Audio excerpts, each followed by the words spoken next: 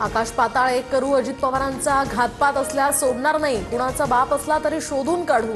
दादांच्या विमान अपघातावरून मुख्यमंत्री फडणवीसांकडून कठोर कारवाईचं आश्वासन.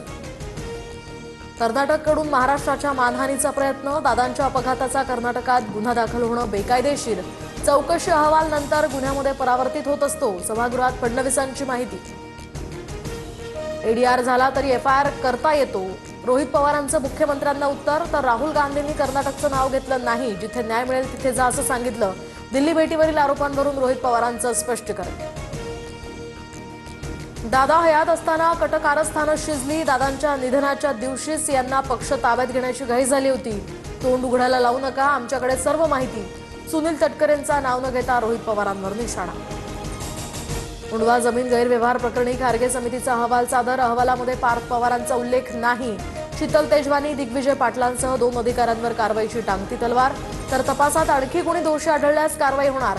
खारगे समितीचा तपासावर महत्त्वपूर्ण शेरा.